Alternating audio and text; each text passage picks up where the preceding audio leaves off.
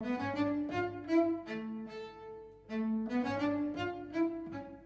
do you get when you cross a know-it-all newspaper columnist with an awkward, unsophisticated everyman? Yeah. Well, I'm just not sure about that right now.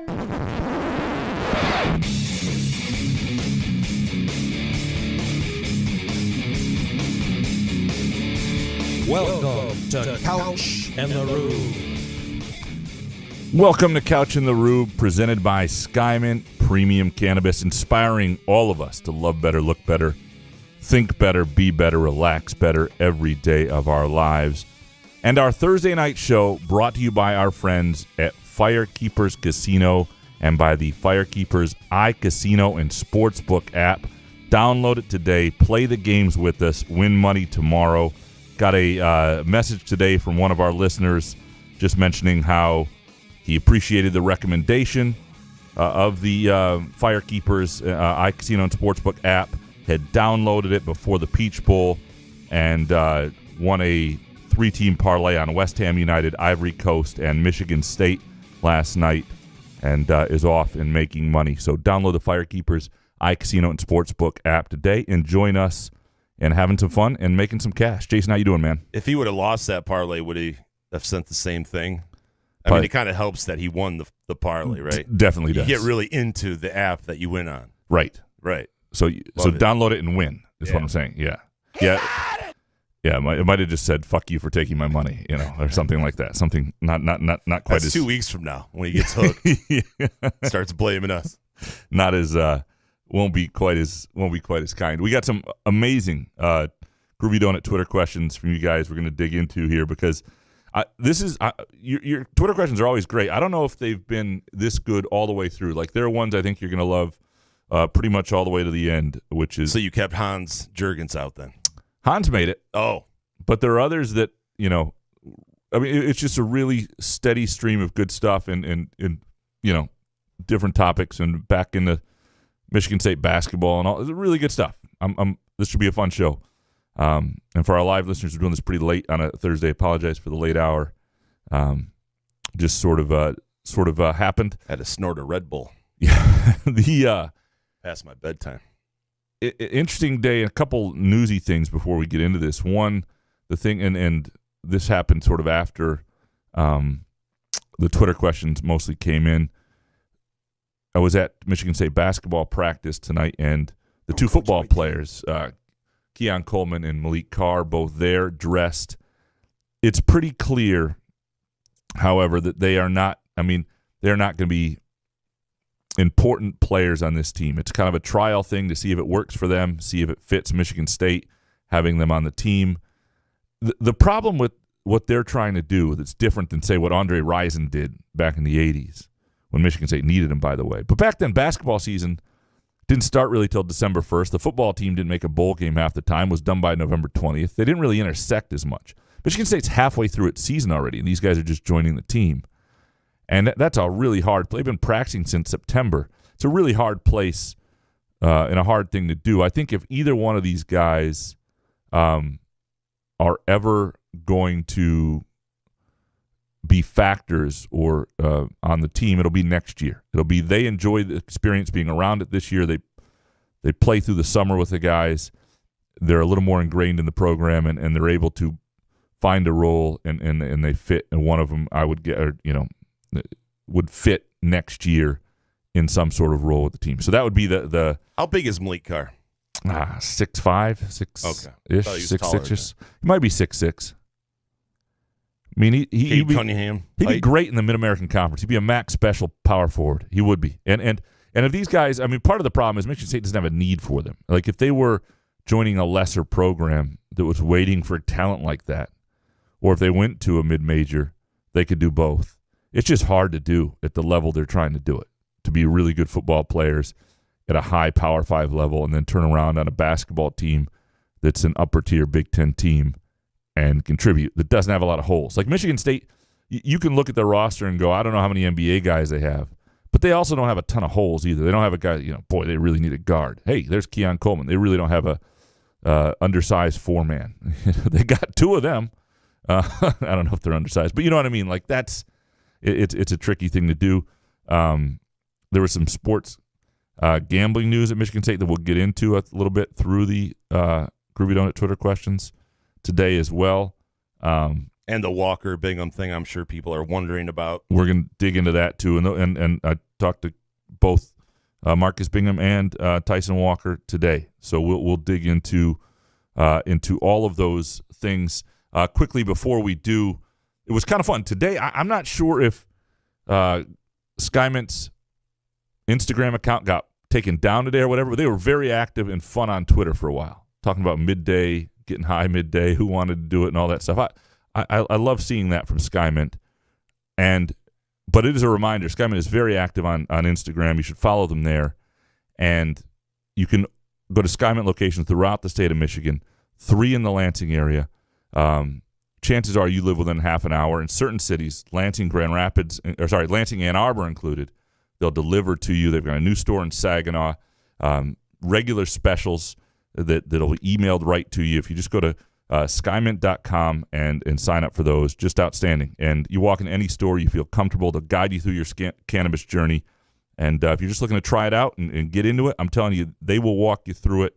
It's a great time. January, a great month to begin doing that. All right, you ready to dig into these Groovy Donut Twitter questions? Let's do it. Eric Schultz up first. How does a fan base that's about to have its 4th 8 games at home season in the past 14 seasons simultaneously play the world is out to get us card every time the questionable call goes against them?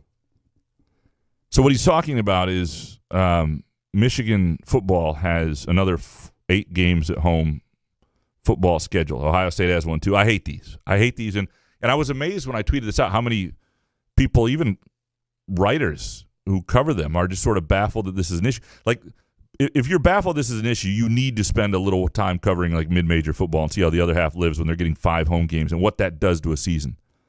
If you're going to have 8 home games, and I know it's not quite the NFL, it's not quite the equivalent of, hey, they played 11 home games in the NFL, but it is a certain competitive advantage. It's skirting the system, even if it's not cheating the system. I mean, you're playing 2/3 of your games at home. People, well, it's only one more than Michigan State. Yeah, but Michigan, I mean, there are only 12 total. You're only playing 7 versus 8. 7 is closer to halfway through. And the way 7 came to be is it used to be the big schools played 6. There were 11 games, 6 and 5. It was a decent split. They went to 12. Schools weren't going to go to 6 and 6. And for financial reasons, it doesn't really work. But they haven't added games. Nobody really was doing 8. And then schools are like, yeah, let's see if we can just do 8. It's more revenue, easier schedule, more wins. Maybe nobody will notice. And if you do it, that's fine. But understand, 500 is how many home games you have. When an NFL team goes 8-8, well, they can't really anymore, but when they had a 16-game schedule, they had 8 home games. That made sense. If you go 6-6 in an 8 home game schedule, that ain't 500. If you go 8-4, that's 500.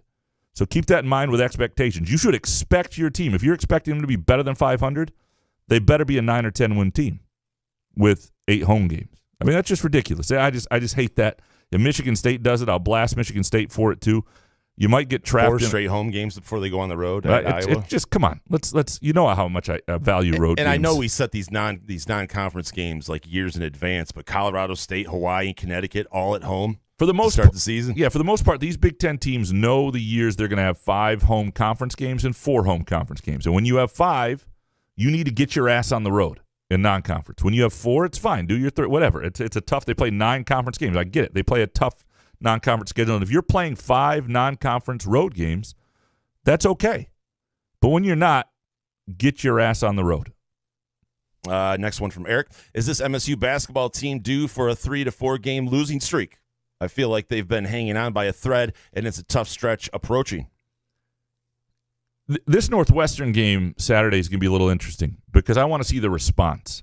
They play another team they've beaten, a team that's had some real hard luck games. They just blew a game in double overtime to Maryland. Like, they ought to beat Northwestern, and they ought to look good doing it. I'm not saying they ought to pound. Northwestern's got a lot of veterans. They've got some fight, but they ought to look more focused. Michigan State, more crisp, more physical than they did against Minnesota. We'll see the response. If they struggle the way they did against Minnesota against Northwestern, then yeah, when they go to Wisconsin and Illinois and then they host Michigan and then they're back on the road after that with, I think it's Maryland and Rutgers, there's losses to be had there. If they're going to win half of those road games, which is what you're trying to do, win your home games, half the road games. Again, road games matter in all sports. They're harder to win. Yeah, but the way they played the other night, the schedule has allowed them to build some momentum, and they almost pissed it away. And so we'll find out a lot about sort of the mental resolve and readiness of this team against Northwestern. Next one from Eric Schultz. Preface. Yes, Izzo can still recruit. No, this isn't 2013, but should we be all worried that the last 4 bigs he signed, Kithier, Bingham, Marble, Sissoko, all took at least 3 years to become legitimate pieces of a Big 10 rotation? If they did it all, will Kohler be different? Yeah, no, bigs are the hardest to recruit, right? And he's been close, Vernon Carey and guys like that. He's been close on a number of guys that haven't worked out. And now, I'll say this, Boyake, who's down at Arizona State, is barely playing. Like that guy. Enoch. Yeah, I mean, that's, so, and big guys sometimes take a minute. Cockburn. And all those guys did.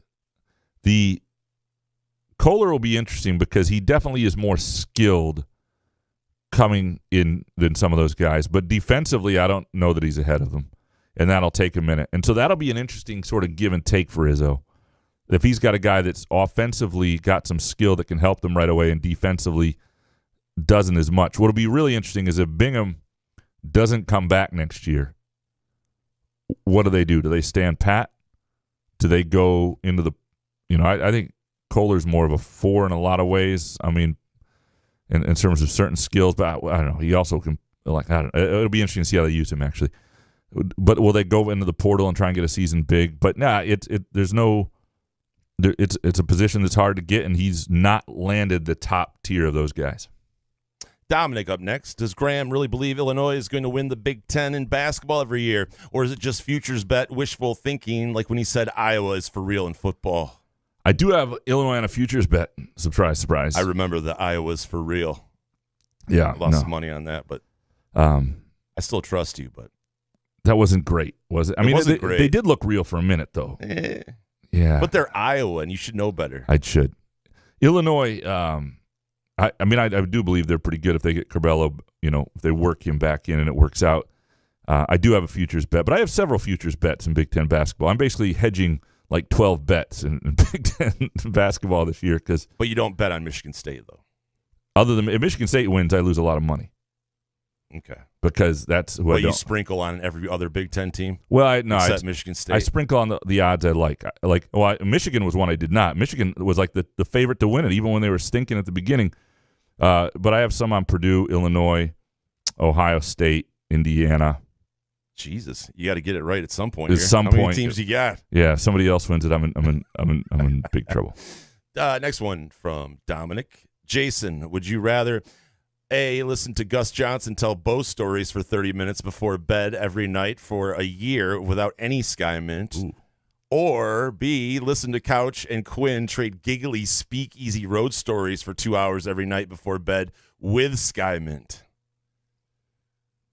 Oh, shit. But I don't get Sky Mint for the Gus Johnson Bo stories, but it's over in 30 minutes, right? Like, I can zone out. Yeah, give me these two guys 69 and about speakeasies for 2 hours with Sky Mint. I could make that happen. That is one of I can drown them out. I did it Wednesday. That's one of the best pitches for Sky Mint I've ever seen. Like right there, like you have to choose 30 minutes or 2 hours. Sky Mint makes 2 hours better than 30 minutes. But I have to be sober. Gus Johnson telling me Bo stories for 30 minutes. Yeah. I don't see what I win there with no Sky Mint. Dominic with this one.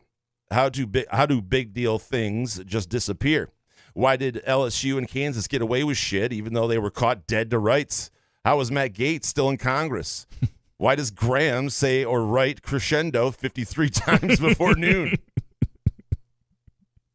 These are all great questions in life. The LSU Kansas thing is one of the great mysteries of life, and we'll see what happens with Kansas. Yeah, I mean it's unbelievable. Let Chuck Person take the hit on that. I mean, I'll be honest. If I was like Oklahoma State basketball, I would just look at the NCAA and say, "Fuck you." Not only are we playing the season out as we want to, but if we qualify, we're showing up at an NCAA tournament site. We're taking the court, and you're going to have to physically remove our asses. Like, you're not – if you're going to – I mean – You always go so drastic with these. I know. It's intense. They always end just like in this dramatic fashion. It's a kind of crescendo. Will Wade still coaching, right? Yeah. Jesus. Somehow. What a life. Dominic, who should the Bears hire as their next head coach when that invariably fails? Which penis face fuck will they settle for? Who should they do? I don't know, man. I don't know who could save the Bears franchise. God,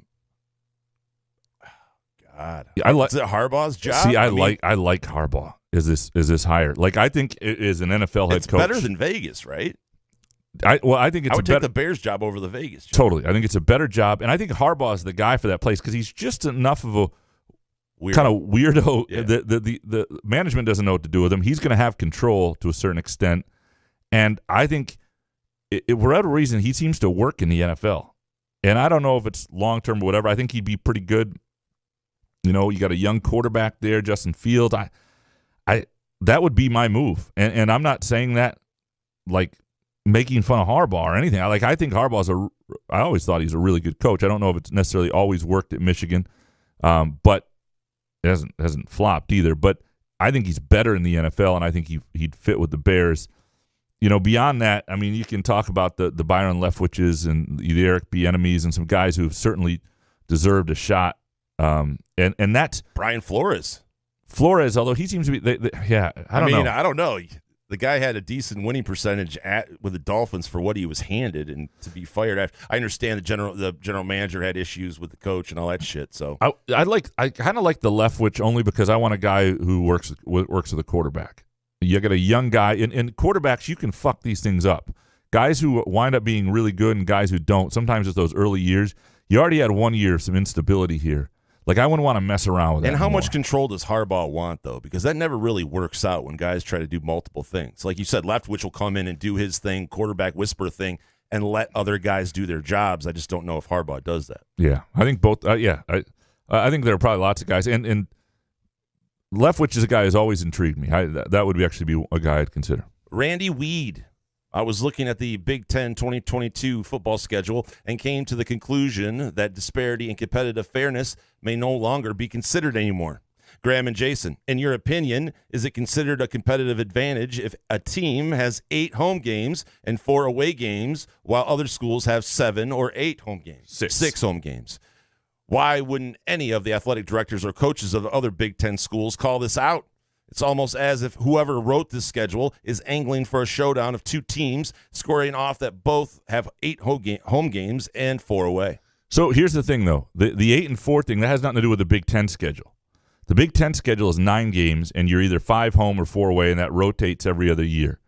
And the key is the years you have 5, knowing that, and going on the road in the non-conference.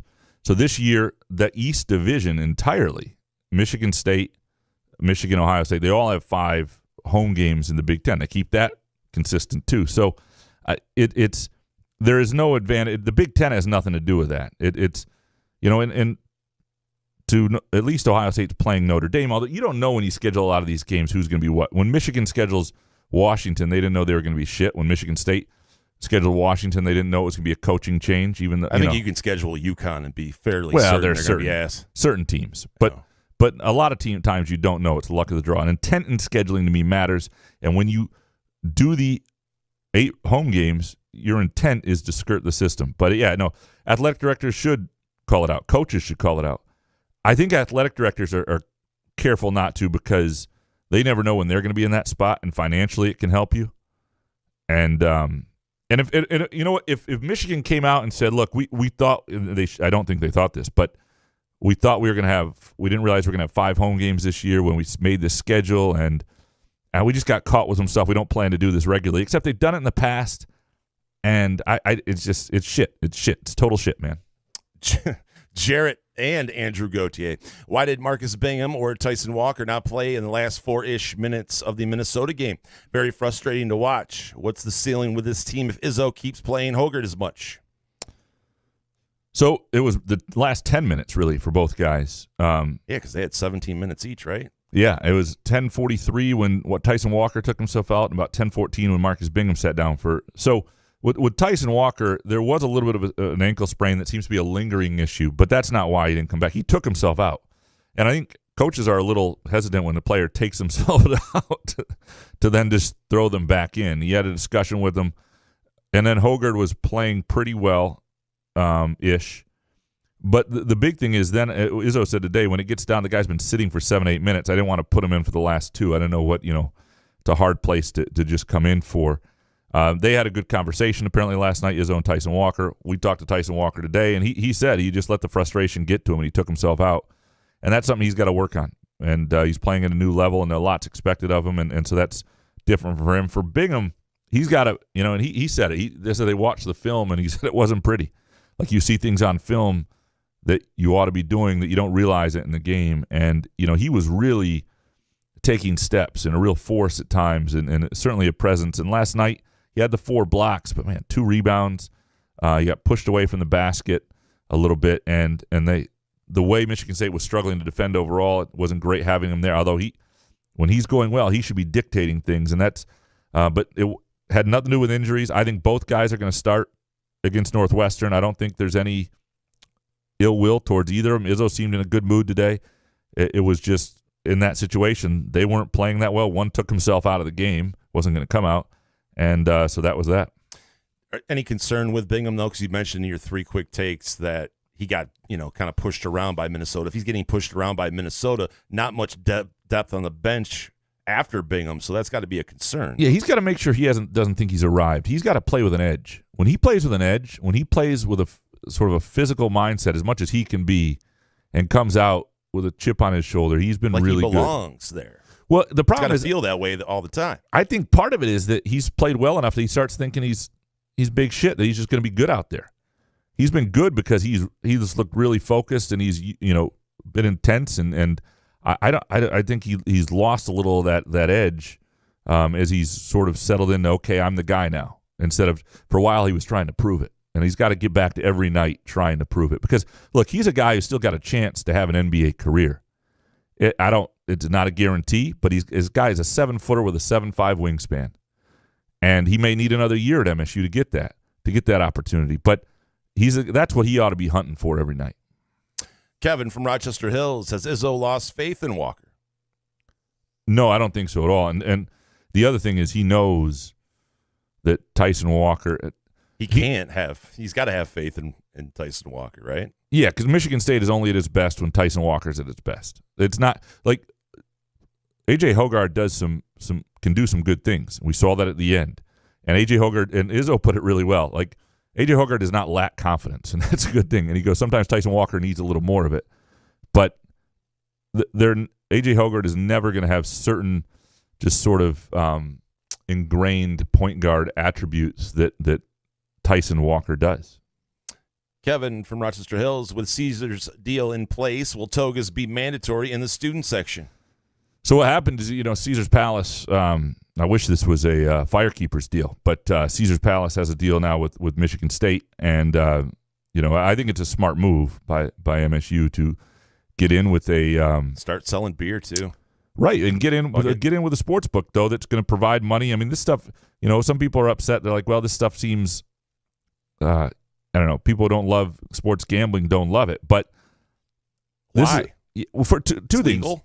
Yeah, and all the stuff above, but this isn't going to lead to athletes cheating or anything like that. Like, this stuff's all out in the open. It's the underneath. It's the the underbelly stuff that would get a student athlete in trouble. Now, the other thing beyond that is that NIL is going to take care of a lot of that. It's going to be hard to convince a player to throw a game. And I'm not talking about any of these sports books. I'm talking even the underbelly stuff, because you'd have, if it was a star player with that kind of control, they'd probably have more opportunities to make money in name, image, and likeness than you'd be able to pay them to throw a game at a certain point. You know what I mean? Like, it's going to be hard. Isn't that kind of old school shit? Very old school. Right? Like, there's no way they can make enough money, because a lot of these sports books, they cap bets and anything anyway. I just don't see it happening. People see that and see gambling, and if they're not in that world, they just think degenerates, which is true, but just crime will happen at the Breslin Center or something. Yeah, and the other thing is, if you think this is just a degenerate world, number one, for a long time, gambling's been paying a lot of salaries and a lot of things at Michigan State and a lot of things you enjoy, because ultimately it's eyeballs. people aren't watching Michigan State football and basketball just out of the goodness of their heart. There aren't as many fans watching as you think. It's also people have money on the games, and those eyeballs create the ratings that create the TV contracts and all that stuff. The other thing is, if we're just talking about things that are negatives in this world, Facebook and Instagram and all these things, what they do to young people in terms of narcissism and insecurities and needing the likes and attention and lack of attention span and all that stuff, I think it's far more harmful than any sports betting site ever was. So if you're on Facebook, you might be watching this show right now on Facebook. Just don't have kids is the point. Well, yeah, don't have kids. And as Jason said, you deserve a tax break if you don't have kids. Get on it, Big Gretch. Aaron Whiteford. Does the final play work if Hoggard doesn't have a reputation for crashing into the lane like that and not passing the ball out? In other words, he was darting into the lane with the ball. He got it! And was met there by a defender, and then he got rid of it real quick, and it was a great play. It is true. It's sort of like the flea flicker if you've got Kenneth Walker, right? You're scared of Kenneth Walker running the ball, so the flea flicker works. A.J. Hoggard hasn't made that pass all year. And so if you're a defender, you're like, I'm stepping into this. And then he made the dish. So, yeah, it's a good question. DeYuper, would fans be so tough on the kid if he went by Joe Hauser? Joe Hauser is a tough, hard-nosed scrapper, while Joey Hauser is a goofy kid who makes dumb mistakes. Do you think it would help? I think Joey makes him more likable, to be honest with you. If he was Joe Hauser, it'd be like, I don't know, regular Joe. Yeah. Joey. Maybe when at the next level in the NBA, cut it to Joe. I think Joey gets him some sympathy points, though. I think go by Joseph. No, hell no. Jesus. No? Why doesn't he kick his own ass before he goes to class? Joseph. Hey, I hope you're not in charge of naming the kid when you guys ever have one. Yeah, I won't know when he's saying Tyrone. it. I won't know when he's saying it. Don't worry. DeYuper, same question, but for Joey Harrington. I mean, can you imagine Joey Montana, Joey Pesci? It's ridiculous. Joey Harrington have a different career if he's Joe Harrington? No. Yeah, I don't think so. He's Joe Harrington who sucks. Yeah, there's Joey Montana and Joey Pesci for sure. But if Joey Pesci was Joey Pesci the whole time, you get used to it. But I agree with Joey Montana. That's just weird. No, I'm especially now, like he's like 70. You call him Joey Montana? Whatever your name is, you can go to Groovy Donuts this weekend, Friday through Sunday, and get the Mexican hot chocolate donut. This thing looks incredible. Chocolate cake donut topped with chili cinnamon glaze, mini marshmallows, and chocolate drizzles. Warm up with this delicious donut twist on a perfect winter beverage. It's a beverage. Sorry. I thought this was a donut. Mexican. It's just Mexican hot chocolate. I'm horrible at live reads. And now I'm looking at a cup. This looks incredible. So it's not a donut. It's not a donut, I guess. Did you pre-read that or no? I did, but I thought it's a chocolate cake donut. Should have said donut. I didn't because it would make more sense. Yeah, I apologize. We'll say no. I just got here late. I just ran in here, didn't read it. We'll fix this in post. No, it's a specialty donut. So now it's back to being a donut. This is like Dave Bergman all over again. It's not good. I'm going to have to talk to Andrew and Monica. Apologies. Whatever it is, whether it's hot cocoa or a donut, I think it's a donut. It's going to be fucking delicious. They know that. They do donuts, and so it's going to be delicious. They do donuts. You can go to these are online pre-orders. Must be placed a minimum 24 hours in advance. Go to groovydonuts.com. Place your order today. I'm going to do that right away. Looks fantastic. You can also get your donuts anytime, Thursday through Sunday, 7 a.m. to 1 p.m. at either location, and that's on Lake Lansing Road in East Lansing or in Williamston. Or just whatever it is, I want it. That's what you just say. Groovy Donuts has never steered me wrong. Like, I've never taken a bite of their donut and gone, that's just okay. I'm always like, oh my God. Spartan Johnny, is it possible this was simply a mini letdown after heading to Ann Arbor and not getting to beat some ass? Like Graham referenced, Izzo gets so hyped for Michigan. Perhaps this was simply the D blue balling effect. No, I do think there was something to that, but I think they were really ramped to go, and then this was just Minnesota, and they were blue balled. I also think that there is an effect to playing a team before that you beat, and they were the tougher aggressor in Minnesota. They looked like a team with something to prove, and that looked reversed in this game. Spartan Johnny, Graham's 3 hot takes painted a picture of this ain't good enough. Alternatively, shouldn't we be encouraged on nights when we aren't firing? The second team can finish the game. This team's ceiling didn't change tonight, but maybe the floor rose up a level. It's always, good to win a game that you don't necessarily deserve entirely to win, right? Because they're 5-0. They got a chance to get to 6-0 in the Big Ten, and then you got a chance for, you just play 500 ball, you can have a good finish at least in the league. What was really interesting about this game is sort of from a efficiency and analytics standpoint, it wasn't that bad. And Izzo got into this a little today. Like, if you want a reason not to trust the Ken Palms of the world all the time and go more with the eye tests, yesterday's game was one of them. And it's sort of what you see with Michigan basketball sometimes as well. You got to be able to see it too. You can't just be looking at the efficiency stuff, because otherwise you thought Michigan State played pretty well in certain ways yesterday.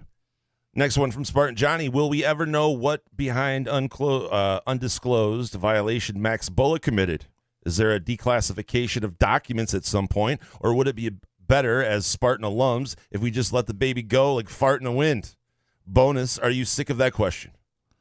No, I mean, it's a fair question, and it is. I wish it was answered. Yeah, to get it fully. Yeah, just one day. I mean, JFK was dead, right? So when they got into that stuff, the Nixon papers, does Max Bullock have to? It's a good question, though. How long does Max Bullock have to? How long does that stuff to go? The problem is, Max Bullock killed JFK. I mean, what? Yeah, it's been weird. We'll fix it in post. Okay. At some point, hopefully somebody will just write a good book or article about it, because that would be a great piece. Book. Not Jesus. a book. It'd be a really good piece to do sometime by a guy like me. At some point, just like a 10-year anniversary piece of it. What happened that weekend? Sure. Call me Al. Does Izzo believe breaking his teams each January and February is a good thing, or is he just screwing with the fans? I don't think he's breaking his teams. He's been in a really good place this year. He likes these guys. He is not. I mean, I think he likes these guys a lot. He thinks they've got great chemistry. He likes the group. I don't think he's breaking this team. No, you can tell when he's breaking a team, right? Yeah, you can tell when he's not enjoying a team or when he's. I think he really likes these guys. He wants them to be good enough. By the way, that previous question about Max Bullock, how bad was my answer with JFK and everything? Was that one of the worst? Yeah, it was like anything from this century you want to reference. Yeah, it was weird. I had an idea in my head, and then just like most stories, fucked it up. That's all right. It happens to the best of us. Call me Al. Does Rube anticipate adding a Joey Hauser card to his white guy collection? Oh, man, that's not nice. He's trying to say that I have an ugly white guy basketball card collection. Oh. He's saying I should add Joey Hauser. It's mostly vintage. I get the 70s, 80s ugly white guy cards. I'm not going to add Joey Hauser. It's not nice. Call me Al. Is there a worse MSU Twitter follower than MSU propaganda account? I can't be alone. I mean, I see MSU propaganda out there. I don't know. I don't pay enough attention to really. I know some people like that person, and other.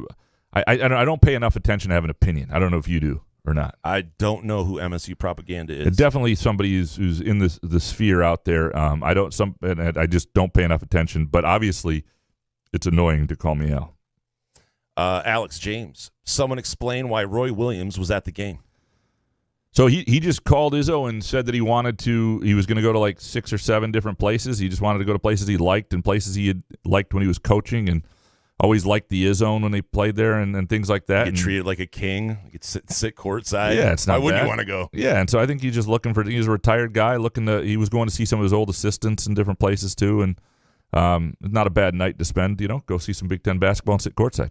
Alex James, is Goran Suton a fair comparison for Hauser's ceiling on this team? No, because Suton at his best, and you'll remember. I'm not saying Joey Hauser can't have that. We saw the 25, 27-point game, whatever it was, against Wisconsin. But what Suton was against Kansas in that 2009 regional, not Kansas, Louisville, in the regional final in 2009 was he dominated that game. He was so good. And I don't know if that he was just a little more limber physically. I don't know if Hauser, they're both white guys, who can shoot a little bit, but I don't think they're similar players in a lot of ways. Professor, up next, what has the crowd been like at Breslin since the COVID protocols introduced? Seemed pretty lame on TV.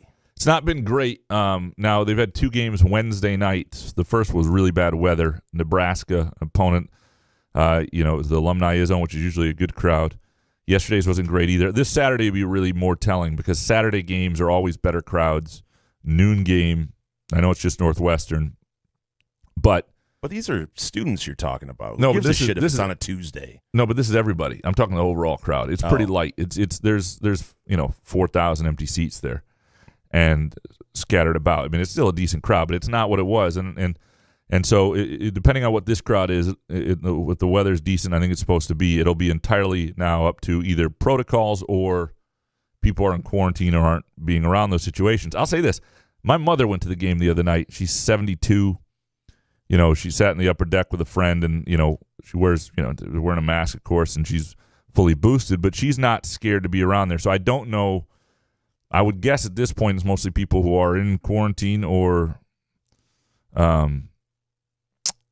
maybe some people still aren't doing that as well, though. If you have young kids or you have other people in your house, she lives alone, so she's not worried about other people around her. I don't know. It's a good question, though. Professor, if you could have a name, image, and likeness with a former MSU athlete, who best represents the show? Where are you going with this one? Oh, boy. I mean, to represent both sides of us, I can't think of a player. Kind of need one that's kind of, got into trouble, but a goody two-shoes that likes shitty movies. I can't think of a guy off the top of my head. I mean, I want to say Blake Ezor. I would love to have Blake Ezor. I mean, like Sean Respert would be fun. Sure. Would be great. That player from that era, like when we were kids of a certain age. See, I was Eric Snow guy. He had troubles with free throws, and I had troubles with free throws. There you go. Well, maybe we just get Sean Respert and Eric Snow, a little fire and ice action representing the show. Ryan Allen.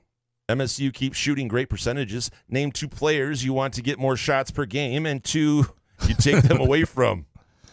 Well, obviously, Max Christie. Yeah. He's like 23 of 37 in his last 4 games. The man needs to just keep shooting. How does Izzo just not say, okay, run a play for Max Christie right now? Well, he tried to. At the end, and Christie coughed it up. I understand, but those freshman mistakes are going to happen. Yeah. But he's a guy that's going to score a bucket a majority of the time. Yeah, when you run plays, he can't shoot too much. That's right now. He's backfeeling it. I would say, another guy that say more shots for. I mean, Malik Hall right now. Part of the reason he's shooting such a great percentage is he doesn't take bad shots. Like he's always like 6 for 9 when he has a big game, and he doesn't shoot. The only time he took more shots than that, I think, and maybe barely more, he made all of them, and he had 24 points. But maybe Malik Hall, like, is this real or not?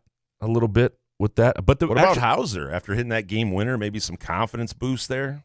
You know what? Actually, I would go. You need Hauser if you're going to do something tomorrow. I would go Tyson Walker, or I would go Marcus Bingham in the post. I would say to Marcus Bingham, let's see if we can get you 10 points a game strictly in the post on that jump hook.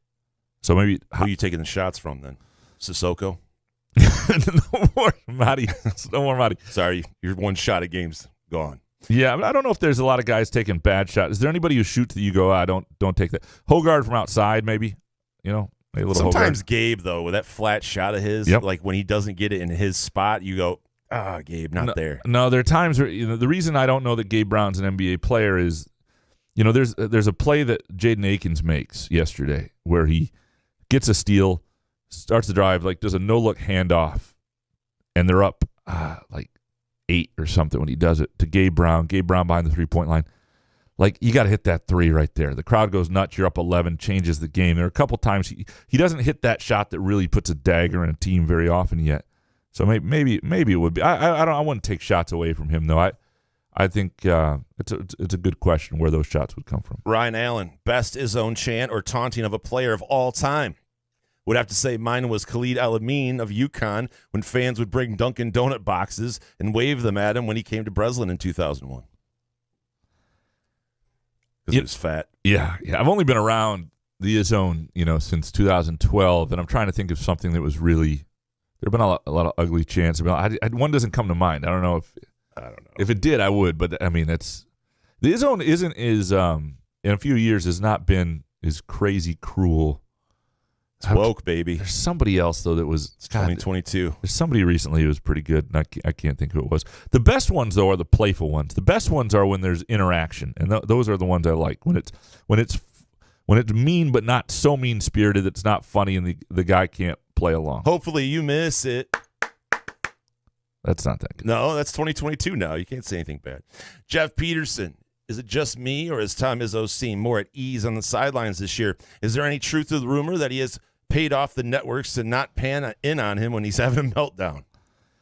No, I think he likes the team he has, and that's a big part of it. When he's had teams that he really enjoyed, I think this is a team he really enjoys. He enjoys the players, and we don't get to know the guys as well as we did in non-pandemic times. Better than last year when it was all Zoom, but the locker rooms aren't open. The one-on-one conversations aren't as easy to have, but it's a good group of guys. These are guys you'd want to hang out with that aren't going to bully you. They're not going to, not that they have a ton of bullies usually, but what I mean is it's just, I think most people would enjoy hanging out with these guys. And so you're saying past teams, people wouldn't want to hang out with those guys? No, but they're, But these guys are likable. I'm saying these are likable. I think Izzo likes these guys, and it's hard for him. It's hard not to like these guys. So top 5 guys Izzo hasn't liked. Go ahead. Well, at the end of the Kalen Lucas era and those guys, you mean? You want to go to? I mean, there have been some guys here and there that he's save it for a column. Yeah. Jeff Peterson. It's been interesting following Foster Lawyer's success this year. Good for him. How has Rocket Watts done? Haven't heard a lot. Hope he's doing well also. The Foster Lawyer story is freaking cool, by the way. Jeff Heward loves it. Yeah. Foster Lawyer. Oh, you see the text and stuff he sends us. He's a big Foster Lawyer guy. Hold on. Give me some Hoff. I'll get the Rocket Watts stats. Hoff. Dominoes falling right in the street. Baby, this time there's no retreat. There's no surrender. All right. It's not really going well. He's only played in 11 games, 14.1 minutes a game, averaging 4.1 points. It's not going great, and I don't know what if he's been hurt at all or if it's just it's and he was a guy that the problem for Rocket Watts is he's not quite good enough to play his game at a really, really high level. In other words, he's kind of the not great shot selection stuff, the who he wants to be, he's not quite good enough to be at the major level. And so he's got to break down his game and change his game a little bit. And he really hasn't done that. And I don't think he's some of these guys, Gabe Brown lives in the gym. I don't think Rocket Watts is that guy. And that's part of the problem for him too. Eric Ziegler up next with MSU and Caesars Sportsbook inking a deal. How long until we're met with their obnoxious advertisements during every break at Spartan Stadium and at the Breslin Center? Next year? Yeah, probably. Just close your eyes. When's the ink dry? Close your eyes or look down at your Firekeepers iCasino and Sportsbook app and make a bet. It's the best thing you can do. Close your eyes and think of something else. You're telling people to bet with their eyes closed? No, actually, look. Either close your eyes or either or. It wasn't well thought. One eye open. We get it. Yeah. Use our app. Ron, Quixotes. Is Marcus Bingham okay? He seemed to be off in the past 2 games. Yeah, I think he lost a little bit of. I don't think he's beat up. I mean, I think he just lost a little edge, and maybe he's a little worn down, physically or whatnot. But I think he's just got to get in the right frame of mind. Bingham didn't take himself out of the game, correct? He did not. Okay. No. They took him out because, see, if Bingham is not giving them what they need, the way they were getting driven to the basket, you would think Bingham would be the answer to protect the rim, but they were having to switch ball. They wanted to start switching ball screens, and Bingham's not great for that. All right, next up from Ron Q, we hear a lot of highlights from Graham's travel covering Michigan State. What's the college town you like visiting the least and why? Least. Rutgers. Yeah, Piscataway sucks. Rutgers, it's a flight to Newark. It's not great. I mean, even Maryland, College Park's not a great town, but there's one great hotel on campus. It's a flight directly from Lansing to D.C.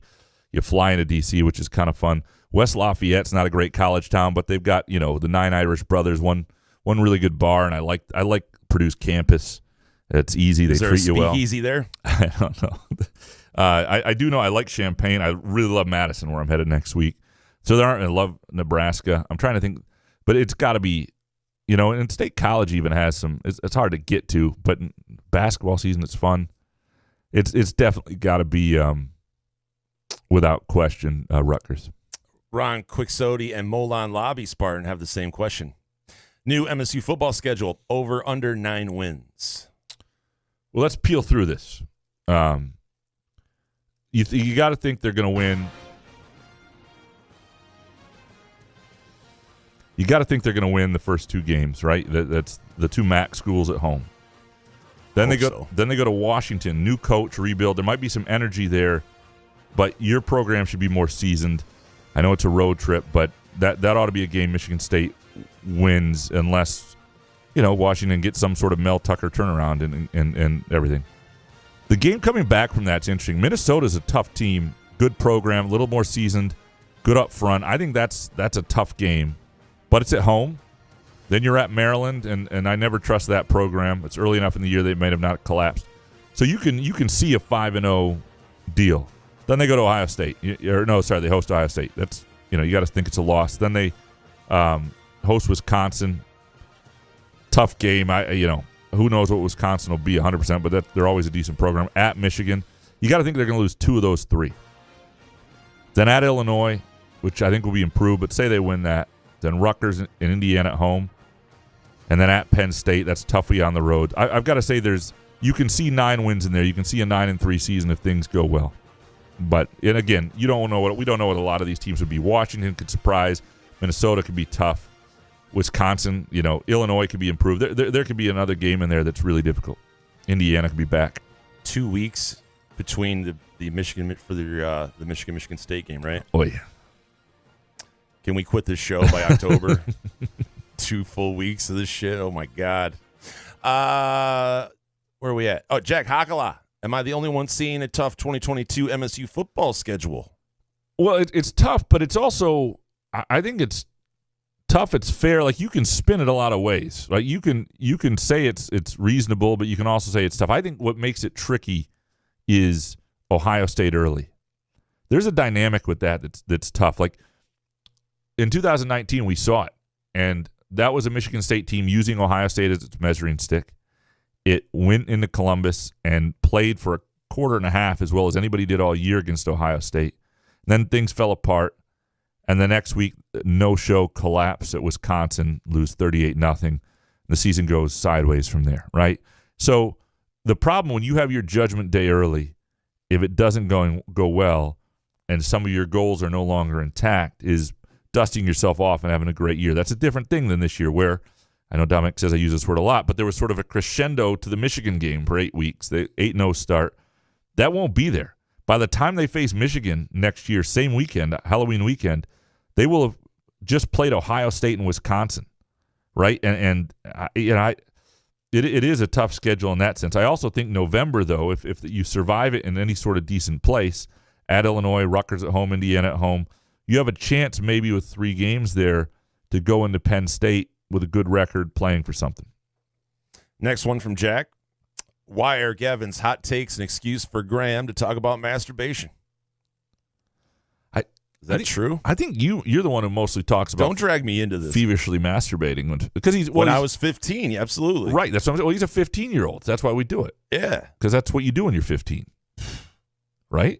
Yeah, that's all I did. I mean, my memories of being 15 revolve mostly around masturbation and eating because you could eat a million things. Watching terrible B movies and shows on USA Network at 11:30 at night.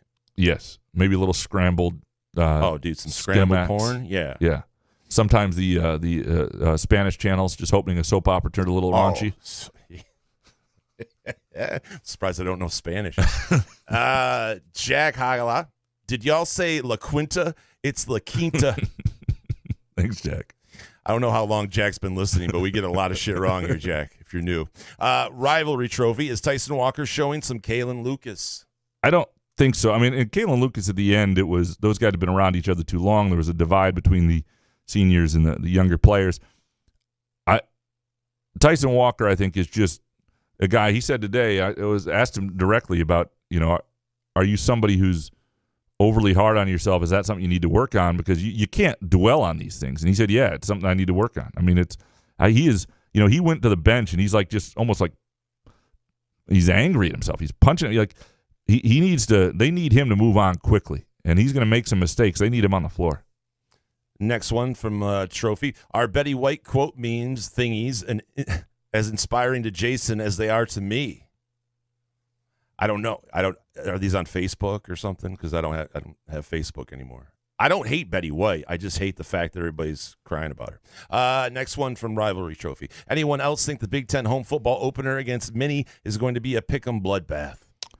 I do think it's the dangerous game on the schedule because, and maybe not for Michigan State. They've done a good job but they're going to go out to Seattle. They're going to come back. The Big Ten did them a favor not having that be Ohio State. But it's a game a lot of people are going to think they should win. And again, we don't know what Minnesota's going to be next year, but they built a pretty seasoned program there with a pretty good offensive line. That'll be certainly a worthy test. Molan Lobby, Spartan. Why would Harbaugh leave Michigan? He's a weirdo, and Michigan fans love him. They whine a lot, but would never fire him. Beating Ohio State once every 7 years and go 3-4 against Michigan State, and they'll live with it. NFL talk seems like smoke for money. I just think they love him now, but they lose to Ohio State next year. Say they lose to both Michigan State and Ohio State. And Harbaugh had success in the NFL. He knows he can win there. And he's taken, like he said, Harbaugh said he's taking Michigan back to the top again. Well, so what I think, maybe he's sick of it all. My question, if I were Jim Harbaugh, I'd ask myself is, do I have a drive to take Michigan to the next level? And do I think I can do it? If he honestly himself thinks there's another level to take that program that he can do, and where they're truly going toe-to-toe with Ohio State every year, where they're back in the playoffs in a better spot, then he should do it if that challenge intrigues him. I just don't. I don't even think you have to worry about competing with the Georgias and Alabamas. If you can keep getting there and you think you can keep beating Ohio State, that's enough for a Michigan fan. And if you're enjoying it. I mean, he's had, 7 years in, and that's a pay cut. That's a decent run. Yeah, I mean, maybe the NFL challenge, this might be the time if he's going to do it. Carl Milak is Amir Speed, the Georgia grad transfer defensive back, going to MSU. In his farewell message to Georgia, he mentioned keep chopping. Yeah, and I don't know if that, if that's where Mel Tucker got it originally or whatnot. I have not. I think he's the first one to come up with keep chopping in football terms. Woodshed. Probably not. Swamp. Yeah, I don't know. Pool. I do know Colorado's running back, leading rusher the last 2 years, just jumped into the transfer portal. And if you said Tuck coming, that'd be different. Yeah. And the Colorado kid is, I know some, there are Michigan State coaches that followed him recently on Twitter and social media. So that's something to watch. Bo McJunkins, line on 4-star recruits in the 2023 class, 7.5 over under. It's a good number. That's a really good number because that's about where they need to be too by next year. And this would be 4 5-stars. Obviously, you get a 5-star that counts. I'll go over. I do because they're already at 6 this year. The way the kids they're going after, I think they wind up. With 10 was pretty phenomenal in 2016. Obviously, it didn't work out. But I think they got a shot to get to 8 or above that. Next one from Bo. Elijah Collins has struggled at times, but does it seem like everyone is forgetting he nearly ran for 1,000 yards? Yeah, no, I think so. The problem is some running backs never get it back. Like, you remember L.J. Scott. I mean, at the end, he didn't look anywhere near like the running back he once did. You got to look at too, and I don't know that we've seen it yet from Elijah again, and that's really the question. I don't know that they trust it's there either. I mean, I think they're going to add one more running back. Next one from Bo. I personally like Jordan Simmons, but is he just a taller Nick Hill? Lots of speed, but not as much wiggle as other backs. Yeah, Jordan Simmons and A.J. Hoggard are pretty much the same person. They put their head down and go, and sometimes it works and sometimes it doesn't. Ken Chu, how much say does MSU have in rescheduling the Michigan games? Can the Big Ten dictate when the game is played? It's a good question, Ken. I think they'll have some say in it to some degree. Now, like Kevin Pauga, who works in Michigan State's athletic department pretty high up, is somebody who's involved in all of this. And so there will be all sorts of discussions. I don't think the Big Ten is going to come in and say, unless there's an obvious opening because of but I think the Big Ten will talk to Michigan State. I don't think the Big Ten is going to say, you're playing this game now and you only have 1 day's rest here. I think there will be conversations.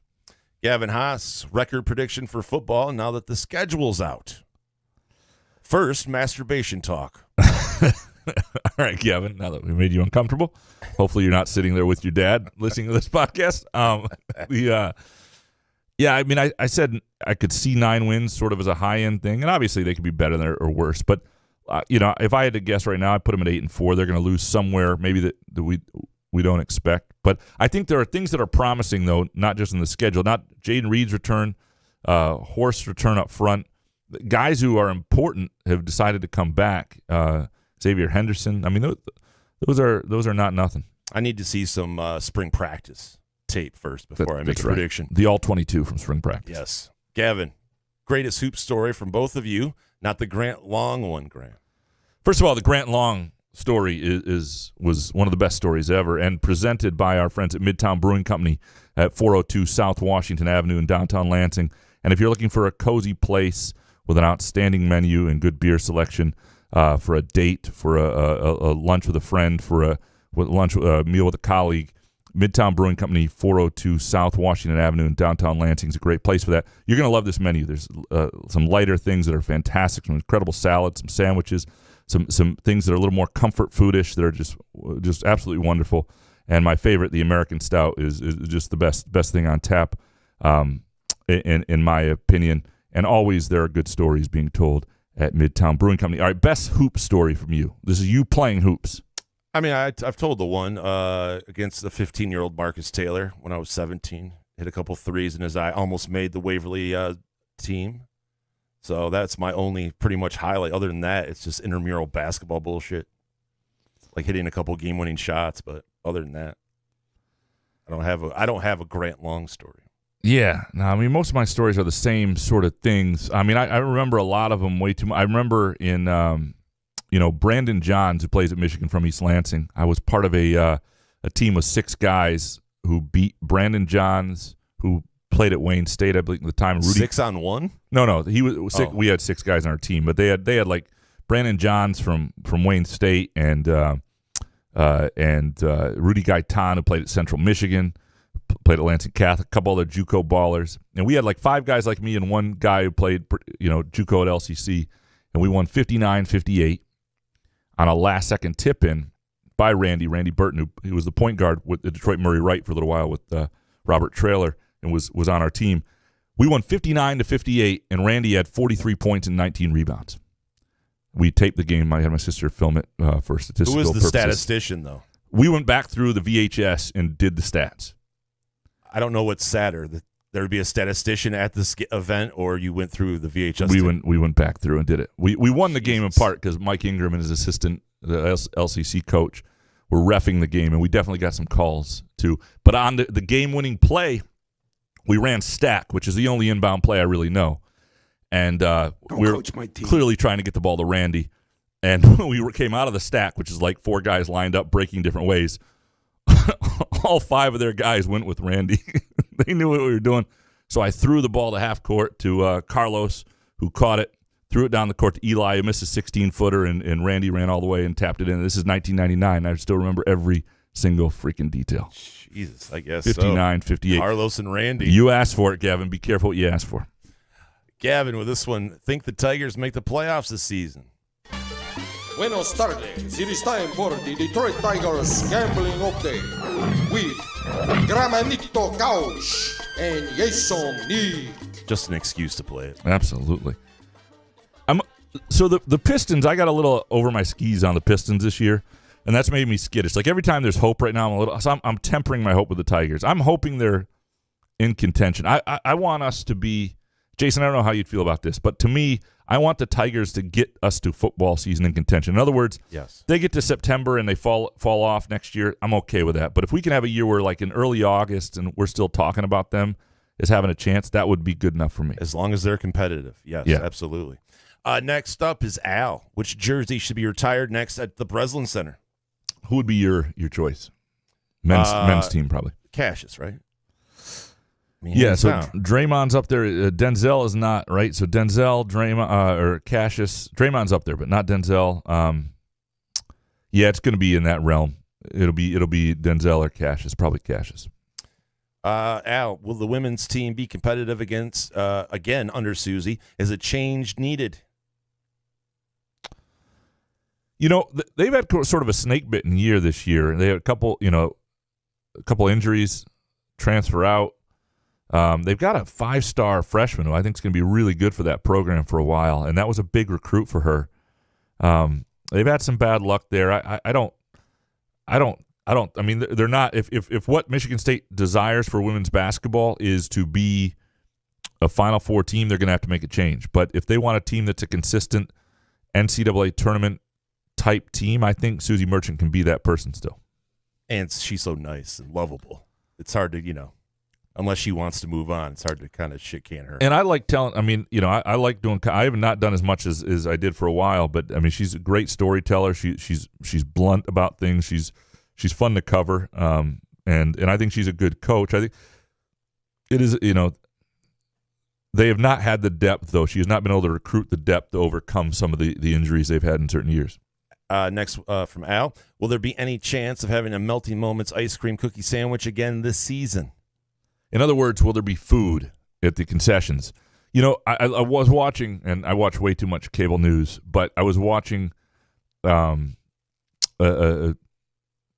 doctor the other night, a guy who's at I forget which university out in San Francisco or whatever. But one of the things he was talking about is, and I've read this at other places, there's a chance we're going to be in a decent place by some point in February. Like the spike's going to happen with this; it's going to come down, and so my hope is by the back half of February, it looks a little different, and there's food and staffing is good and everything, and we're able to enjoy a little more of a normal Breslin. Chris Eastlick, how cold is too cold? I know it must be bad when Graham tells me to be better. Yeah, anything under 50 degrees. No. Anything under over 20, I'm fine. I can wrap up and go for a walk. It's the stuff where it's really bitter, where you just can't have any of your face. That sucks. Do better than that, Chris, please. Next one from Eastlick. If you had to bet on it, will Lou Nichols be at Central Michigan next season? Going to be tough to keep guys like that at the MAC schools. So this is a little of the shame. This is the downside of the one-time transfer thing is places like that won't get to enjoy great players for all 4 years. However, in basketball, I get it to some degree. In football, they need to be careful. Because first of all, you can get anywhere from anywhere. The number of guys from the MAC who wind up in the NFL, it's a ton, especially the skill positions. You don't want to go somewhere where you have too much competition that you don't get the same opportunity. And that would be my one warning. Now, if what you want is what Jaden Reed wanted, to play at the big-time level, to experience Big Ten football week in and week out, go do it if you have that opportunity. But if your goal is to get to the next level, just be a little careful about it. Clint Bainey, after taking over the Roku and forcing my fiance Brooke to watch your show on YouTube numerous times against her will, she posed the question, I admire his diligent application method. I wonder what flavor lip balm the Rube uses. I use Burt's Beeswax lip balm with vitamin E and peppermint because my lips get dry in here after all of this reading.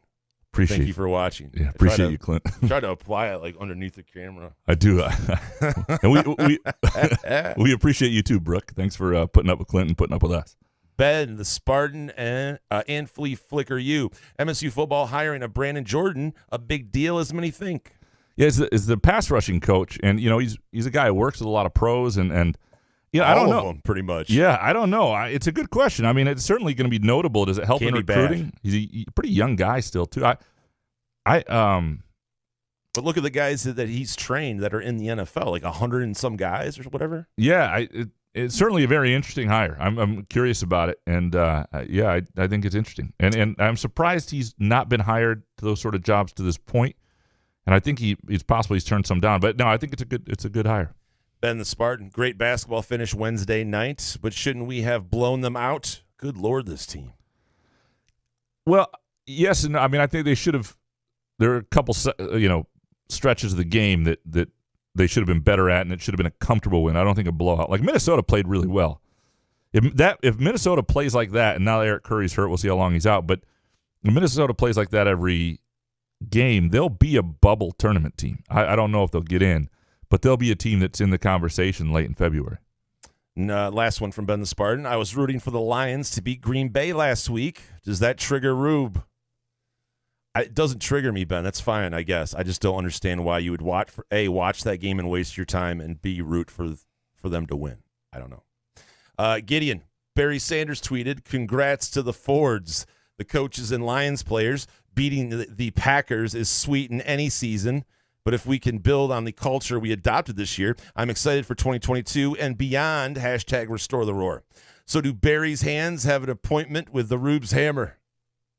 Well, Barry's getting paid by the Lions organization. So Barry is going to tweet out anything that he wants, and Barry can do whatever he wants. So no, the hammer would not hit Barry Sanders ever. Because he's the only thing that's brought me fucking joy with the whole organization. I was going to say that. Like the one Barry is the reason a lot of us at our age are Lions fans. We spent our adolescence watching. No matter how bad the Lions were, there was a reason every week to watch. But the Lions organization isn't fooling anyone. Having Herman Moore and then paying these guys to come back and kiss everybody's ass and tell you false bullshit about how great the team's going to be in the future. I get it. I would take the free paycheck. I don't blame them. Speaking of basketball stories, I once played against Herman Moore in one of those Lions alumni games at Owasso High School. And you know who the guy who organized it was? It was my coach and played Hondo. I was literally just going to joke Hondo, just a joke. No, it was Hondo. Holy shit. Hondo set it up. It was Hondo brought the Lions to Owasso High School. We played against the Lions. I didn't enjoy it, though. I didn't enjoy it as much as when I played against the Bears in Freeport, Illinois when I was like 22. That seemed like more of a serious game. I had fun. I hit some threes. This game was way too much playfulness and guys, it was too much, people having fun. Washington Generals. Yeah, but no, I was out there to play, man. You put me out there and put a jersey on. We're going to win. Like, who's this nerd out here trying? We're going to win the freaking game. Here's another picture, by the way, of the Mexican hot chocolate donuts. These are definitely donuts, and these look unbelievable. I'm gonna tweet this out from Groovy Donuts. These things are available. Go to groovydonuts.com. Place your order today. They look absolutely wonderful. Also, if you're ever having a gathering at home, even if it's small right now, or just want to make your wife or kids or significant other feel a little bit better, Groovy Donuts will make your next party or event awesome. I mean, this is what they do. Not just they will tailor the donuts you want. They will custom make donuts for you that have your team, your kids, your kids' school, whatever it is. They'll take care of that. Go to groovydonuts.com. Andrew and Monica will absolutely take care of you. Jeffrey Mulder, what is your can't miss NFL line this weekend? I like Kansas City. Even the plus 12.5?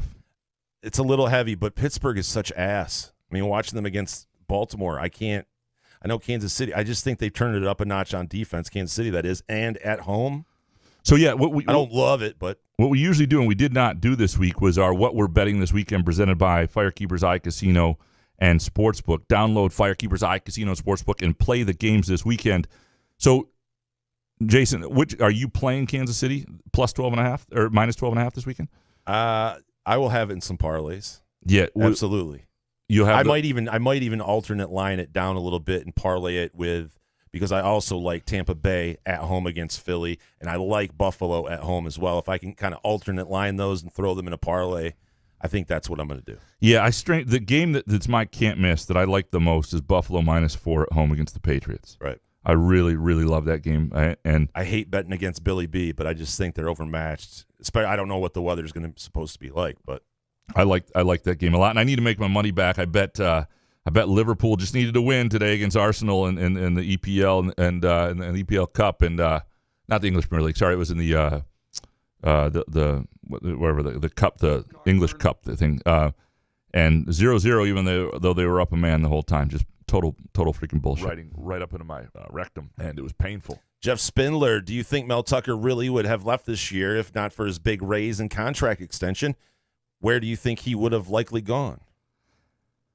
I think there's a chance. I do think that somebody would have come at him for about the money that he got, and it might have been LSU, it might have been Florida.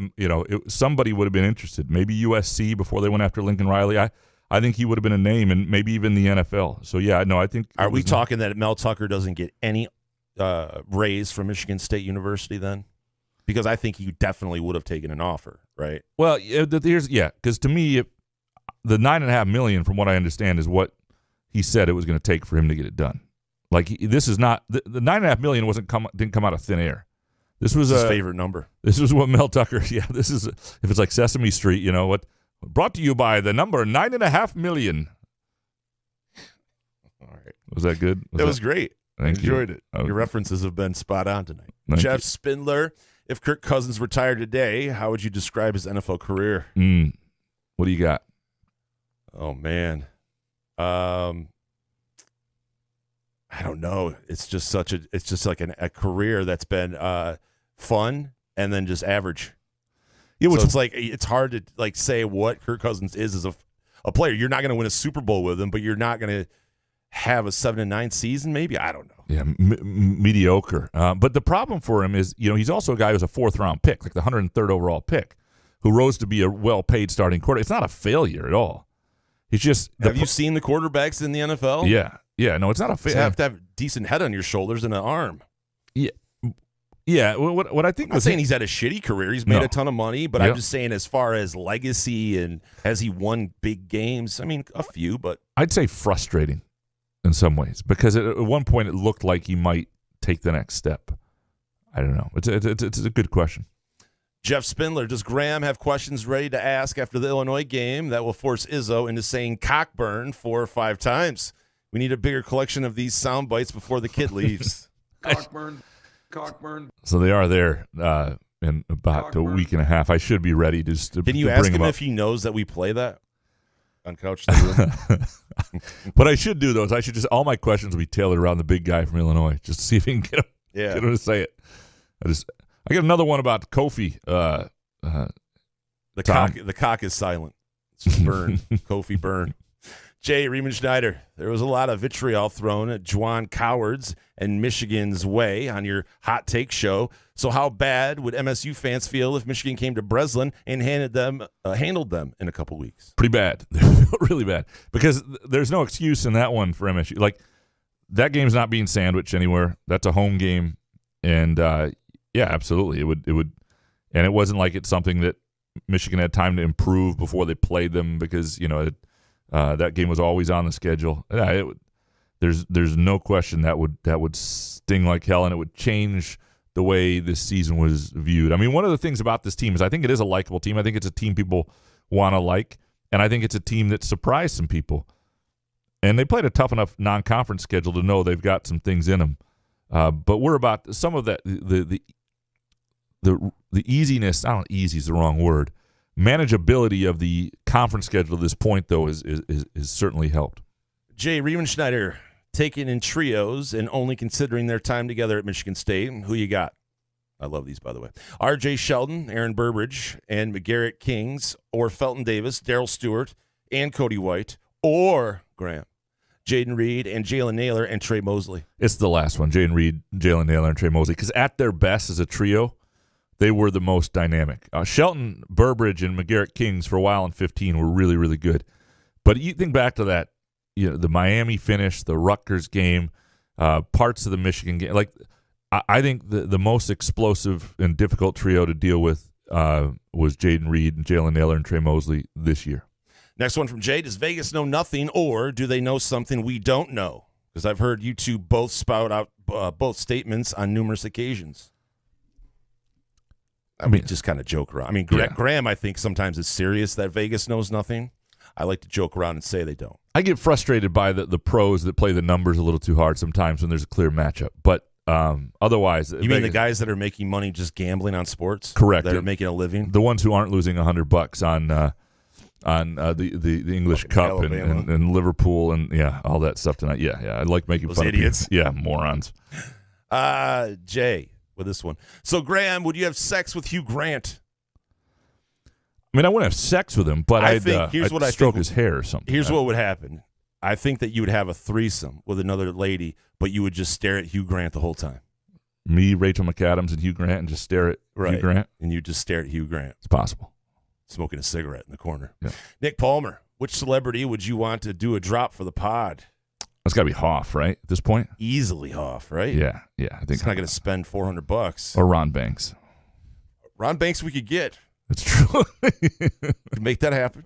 Steve, enjoy 3 quick takes. Fascinated on how quickly these are released. When do you start writing? Are the takes half done by the end of the game? What happens when the game turns opposite of your takes? Keep or modify? Appreciate you. Both. I actually did we used to have these Lansing State Journal storytellers things back when I could tell a story decently, and did one a couple years ago and talked about a situation with these. It was the football game at Penn State the year Felton Davis, I think, got hurt there, or maybe it was I don't know if he got hurt there, where he scored the winning touchdown there is what it was. And the whole game I thought Michigan State was going to lose. And they ended up winning 21-17. I was writing the quick takes as if they were going to lose. And all the way through, that tone of it was, sort of and all of a sudden they won the game. And I was like, fuck. And I realized it on that final drive that I might be in trouble. And there's a moment where I'm like anybody else. I panic. And, if you looked around me, I had like 14 cups of coffee and some crumbs from the brownie I'd eaten in my computer. And I was just trying to figure out, like, did I belong in this business? I have all these questions and insecurities. Like, yes, things. And then you figure it out. And it's part of the reason I don't think I would have been able to do this early in my career because, A, you really have to know the team you're covering. And you get good at it. It's like anything. It's anything you practice. You get out of practice with long features. They're harder to write. And so one of the things I do is I try to find early themes, like with the freshman takes, things I can start to write. And you have to change them, though. Sometimes you have to, and I try to, if it's a close game, I leave the top one pretty much undone until the very end.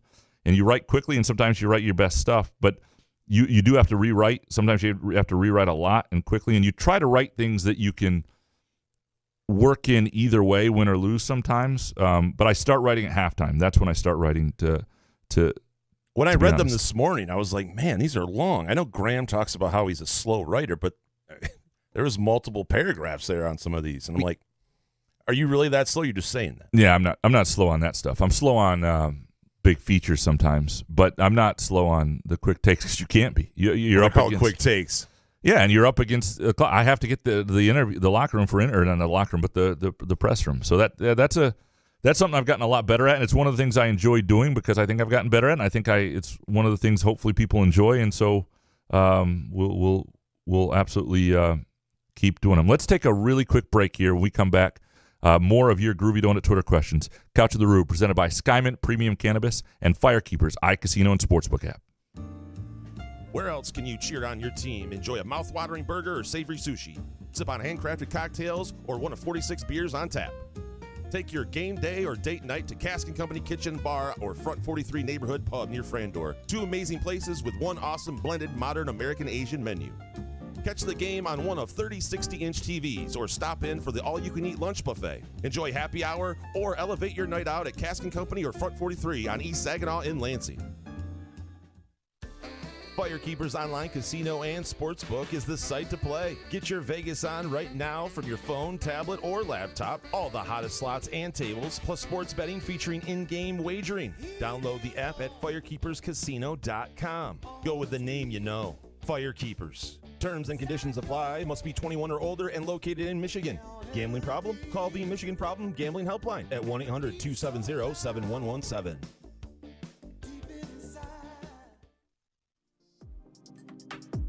Wherever you are on your cannabis journey, let Skymint Premium Cannabis be your guide, your friend, and your place. Whether you're curious about cannabis or a seasoned connoisseur, Skymint's knowledgeable staff will help you with a vast selection of products to choose from to fit your needs. Skymint believes access to the best cannabis helps people do good and feel good, so they grow it right here in Michigan, giving you high-quality, locally grown cannabis at highly accessible prices. Visit skymint.com for special offers and location information throughout Michigan, and use the promo code CouchAndRube20 for 20% off your first visit. Skymint Cannabis. You'll love this place.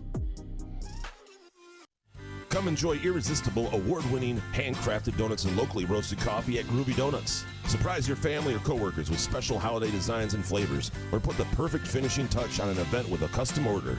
Birthdays, weddings, gender reveals, our friends at Groovy Donuts are your answer. Experience the Groovy Donuts difference for yourself on Lake Lansing Road in East Lansing or in Williamston. Get more information or place an order at groovydonuts.com. Trust matters, especially when it's your money. Mark and Jay at North Coast Wealth Management work hard to build a relationship of trust by providing thoughtful, objective guidance and placing your interests first. Invest with knowledgeable financial advisors who are on your side. Call today and tell them you're a friend of the show for a no-cost, no-obligation consultation. 248-626-2000 and ask for Mark or Jay. Securities and advisory services offered through LPL Financial, a registered investment advisor, member FINRA SIPC. Find Couch and the Rube podcasts on Spreaker, iTunes, iHeartRadio, Spotify, YouTube, Facebook, Google Podcasts, CastBox, and the Rube's favorite, Podcast Addict.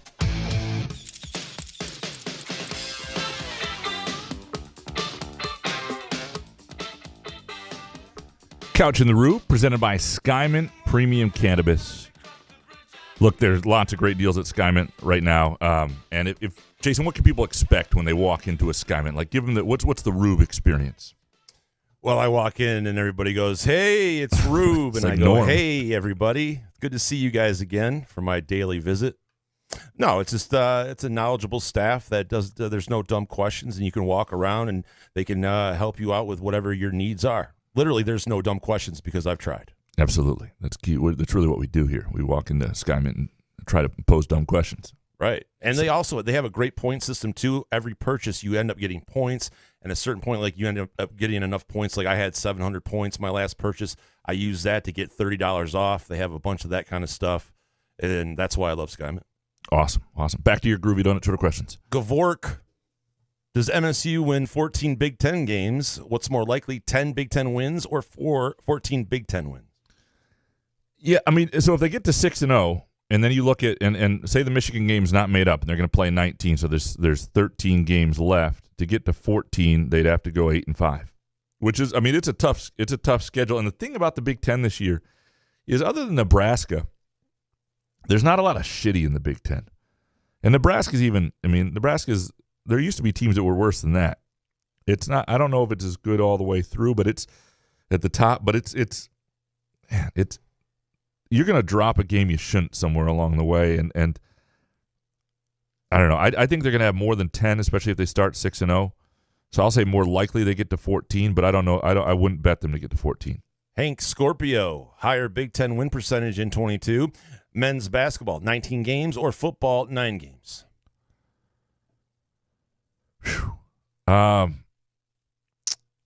So I thought football is going to go 8-4, which I think will be probably 5-4 in the Big Ten. So give me basketball in 19 games, higher win percentage. All right. Andrew Zawiska, is this the January lull that usually results in 3 losses? If not, I have a hard time seeing MSU finishing better than 12-8 in the Big Ten this season. Or if so, I think he meant. But Andrew, I don't know that this is the lull because they haven't gotten to the teeth of things yet. I think they're sort of waiting for that to happen.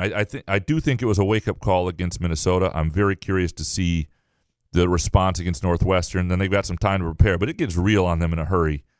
And so I don't know if there's time for a lot. The schedule's just not set up for what usually happens. Next one from Andrew. Why did Hoggard finish the game? Tyson Walker took himself out, and then he was out for so long. Izzo did, I think, want him Walker in for the final couple minutes he thought about, but he's like, the guy's been sitting for 8 minutes. I don't want to put him in right now because of that. Next one from Andrew Z. At home pizza crusts suck. What do you use for yours? You know, I just use the Baboli stuff usually, like at a Meijer or Kroger or whatever, and I think that's the thin crust usually even too, and I think that's really good. That's fine. It's and I've put a lot of stuff on the pizza, but even when some of that's not available, even some really thin stuff isn't that bad. I mean, it's not great. It's not like having a really good pizza place with a crust, but it's not. I think the Baboli stuff's fine as long as you make you do a lot of other cool stuff with cheese and sauce and other toppings. Mike Scott, Is it too simplistic to say MSU has more turnovers than most teams because A, we like to push the ball in transition, and B, we run more half-court sets than most teams? That's a fair point, and I hadn't thought of it like that. And they do seem to have more turnovers a lot here. They've had some dumb turnovers this year, and they've had some. What happened against Nebraska was that like 10 turnovers in 11 minutes. That was ridiculous. But what's funny is turnovers have been an issue throughout the years, but they've never really kept MSU from winning anything. They've never been. They've all. I don't think it's been this detrimental thing that's stained. They've gotten away with it though. I mean, most times you should lose games like that when you have those kind of turnovers. But to me, if you're pushing it ahead and you lose the ball 2 or 3 times a game, throwing it ahead to somebody trying to cash in, I'm okay with that. If you're, it's what the turnovers are. Izzo will say that he'll use the line turnovers for touchdowns, and there are certain ones that are getting done. Like Gabe Brown's got to stop stepping out of bounds. He's got to stop doing that. Like those sort of things. But really, if you only turn the ball over in ways that doesn't allow the other team a layup or a dunk, they usually don't crush you unless they get to a ridiculous cross-court amount. passes, just dumb turnovers. I see what you're saying. Yeah. Mike Scott. Wait, Danny Manning is at Maryland? Yeah, head coach. Are you serious? Well, he's he took, Danny Manning? He took over for what's his nuts? Turgeon, who quit. Yeah, Danny Manning is the head coach. Yeah. When was that announced? Right after Turgeon quit. In November, Valid. he quit early. That's that's the answer I deserve. Yeah. Mike Scott with this one. What the hell is an EFL Cup? Yeah, that's what I was looking for. The EFL Cup. That is the it's basically the English football leagues, the top 4 divisions of English soccer, which is the Premier League, the Championship, League One, and League Two. The FA Cup is everything. It's like 780 teams. The FA Cup is every club in England starts in this one thing. I prefer the FA Cup. There was a split, 30 years ago, or maybe more than that, and so basically, it's the top 4 leagues playing for one championship, and that's what today Liverpool fucked me with. All right. Steve Beckman. Will the Pick'em contest prizes include the Halo Sports bottles you never sent out in 2020? If so, can you send mine to the real Upper Deck Jerk guy? So the buck stops here. We got to own that. Hey, 2020 was a COVID year. Yeah, tough, you could give us a break. Yeah. But and I wouldn't say we didn't send them out, but nonetheless, the buck stops here, no doubt, and we need to take care of some people who won the Halo prizes. The buck stops here, but then it takes a turn over to Halo Sports, and the buck will stop over there too. Yeah, the buck stops at both places, right? For absolute sure. Let's just put it this way: we didn't realize some of these things weren't getting sent out at one point. The buck could stop by, and we could tell them how to find Halo Sport. Yeah, but Chet Lemon. Which guys in this year's MSU team do you feel could make and stick on an NBA roster? Well, I mean, right now, I don't know if any could. I would think, Max Christie at some point will be that guy. I think without question. The guy who I think is an upperclassman who has the best chance is Marcus Bingham. But I don't. And we'll see about Gabe Brown. I mean, he's got to hit shots consistently, but he's aggressive to the glass. He's long enough. We'll see. But yeah, to me, it's not a team with that sort of NBA, a lot of NBA ceiling stuff. I mean, they got a freshman who's their most talented and gifted player in Max Christie, and otherwise, I mean, Malik Hall is a 6'7", 3-4 man. I mean, it's. There aren't a lot of those guys in the roster. We'll see what Jaden Akins becomes, those sort of things. But it's not a team full of NBA guys.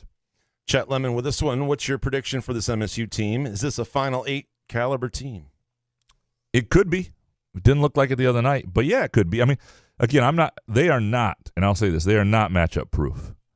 Thank God. And they are also, capable against a lot of matchups of having they're just not going to overwhelm people pound for pound.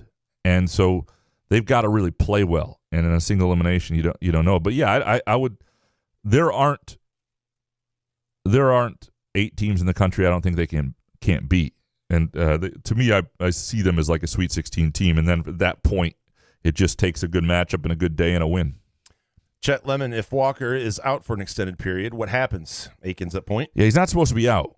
But if for some reason Tyson Walker were to miss time, Hogard would start, but you'd see them start to work Akins in at the point, I think. Last one from Chet. Are you a fan of any non-sports podcasts, and which? How about you?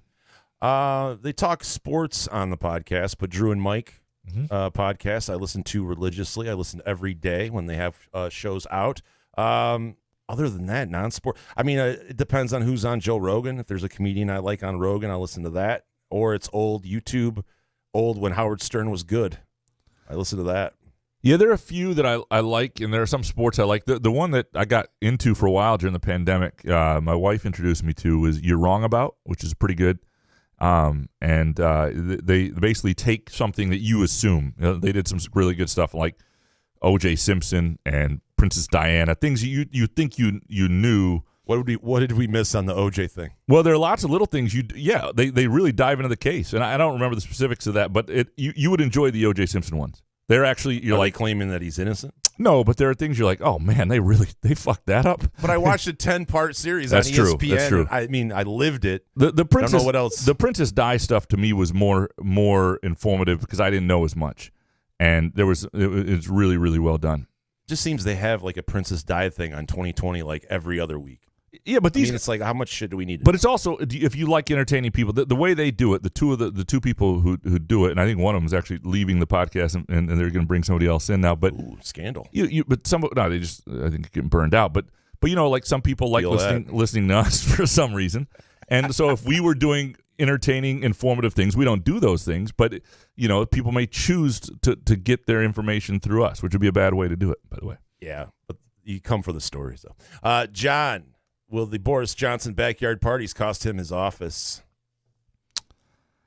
55-year-old Graham with a mistake. It's a good question because their system's kind of weird. Like his own party can decide we don't want you in power tomorrow. I have no idea, but it sounds like people are pretty pissed at him. My guess is he survives this. John says, how many losses will the Big Ten basketball winners have? I still think it's give it 4 at least. 4.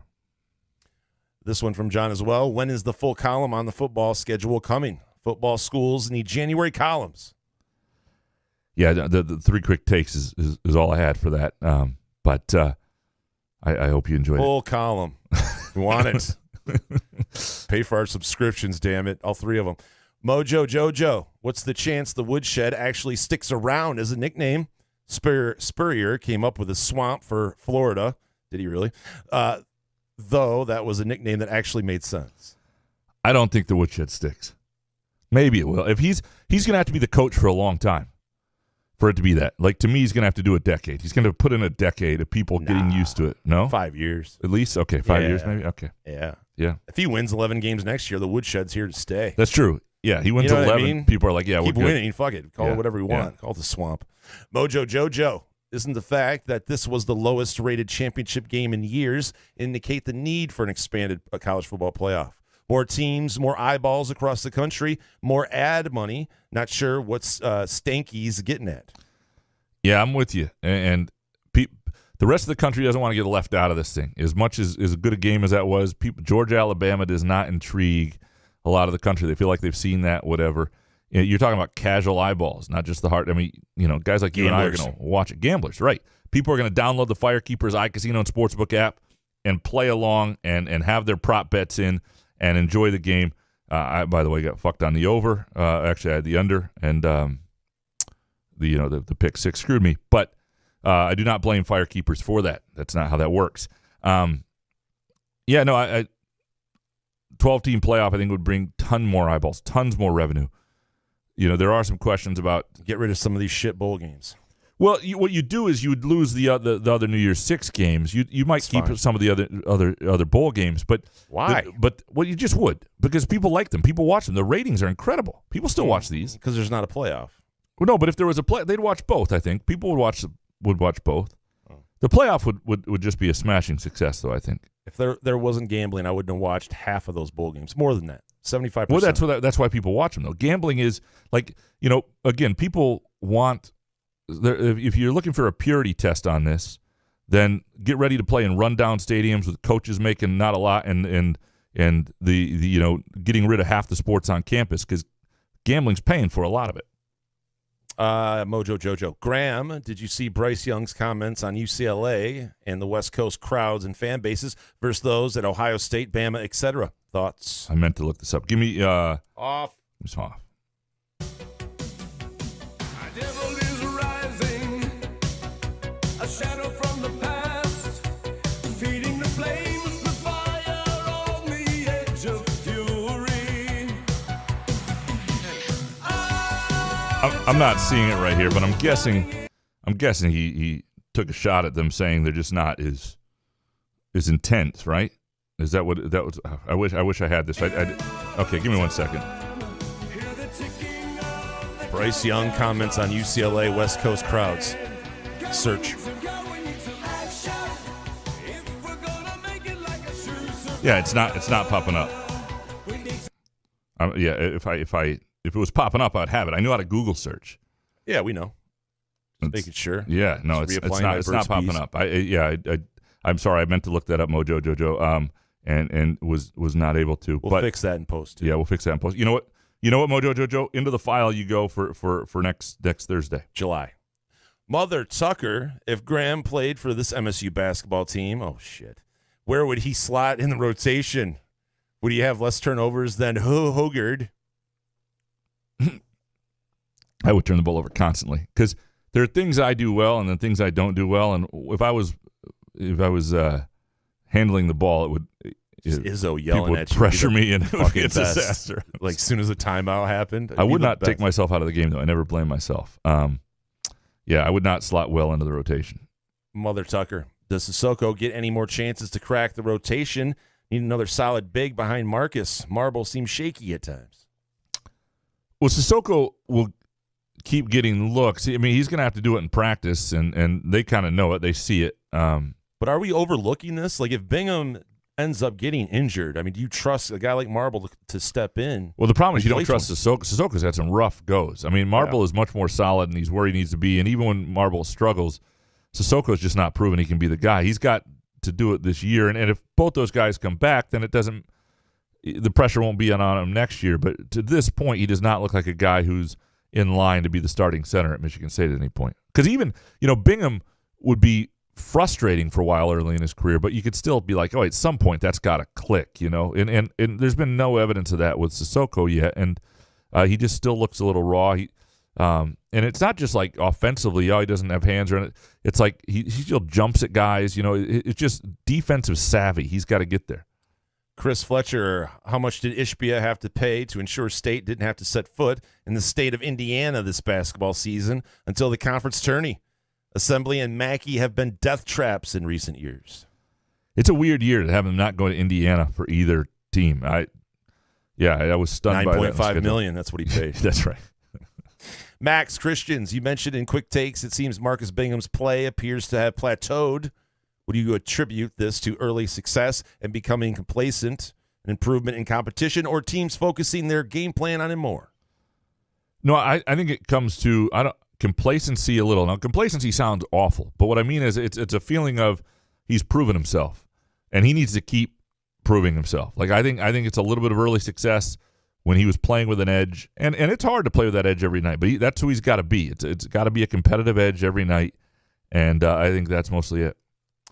Spartan 18770, Graham, what position would you go out for with the football tryouts? I used to think it'd be tight end.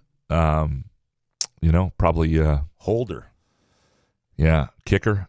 Tight end would be it. Little blocking, little catching. I could Division I hands, Division IV speed. It's all there. Long snapper. And by the way, the previous question for Max about Marcus Bingham, I do think that he is somebody who is. I mean, he is good enough to really, really change games, but he is not so. I mean, he's not Jaren Jackson, right? He's not just somebody who's just has every physical, athletic gift in the world and can. He's really got to be dialed in. That's got to be his. I don't know. I think that's what. Yeah, complacency. We didn't really need to go back to that one. I just did it anyway. Spartan 18770. Is there anything us fans can do to make sure that the Michigan makeup game never happens? A massive COVID outbreak. I don't know, whatever you want to do. I mean, it's, I don't think there's anything you can petition the Big Ten commissioner. It's really out of your hands. No, last one from Spartan. Guys, what's the longest that you've had to hold your pee? This story brought to you by Midtown Brewing Company. It's the longest you've had to hold it. Shit. On the way to Wyoming, traveling with Cody Tucker, that dude does not stop for rest stops. There's peeing in Gatorade bottles. Oh, really? Plus, I was drinking beer on the way there, so I had to pee like every half hour, and just peeing in a Gatorade bottle. Probably this show. I don't know. I pee like every half hour like an old guy. No, to me, it was the one recently, and this always happens on the way to Chicago, right? Because there's a point when you're about to get on the tollway where there are just no more bathrooms. There's and you're nothing. You're like, fuck. And then you hit traffic, and you realize you're not going to do it, and it's just awful. And I thought for whatever reason, I was picturing myself going around in 294, which was not what I was going to do. Like there was going to be an Oasis or something. But I was, I was going to Northwestern and doing my natural thing where I drink, 7 cups of coffee. And yeah, it was and a bran muffin. The bat. I mean, I was like in Evanston, not wanting to have to go park and pick up my credential. I was like pulling over, trying to get into Starbucks. Nothing was open. Finally, I'm there. I'm like, fuck it. That piss in that urinal in Welsh Ryan Arena was one of the best 10 feelings of my life a couple weeks ago. But if it was a trough, it would have been better. Number one. Yeah. Couch on fire.